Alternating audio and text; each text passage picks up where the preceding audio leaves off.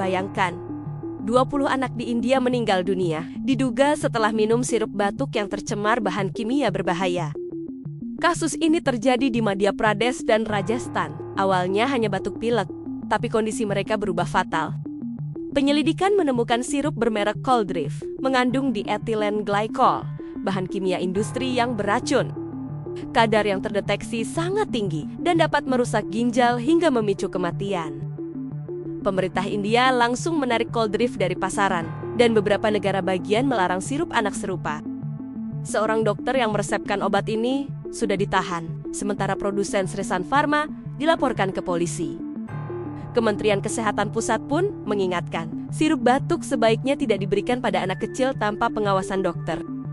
Menurutmu, apakah tragedi ini terjadi karena kelalaian perusahaan atau karena lemahnya pengawasan obat di India?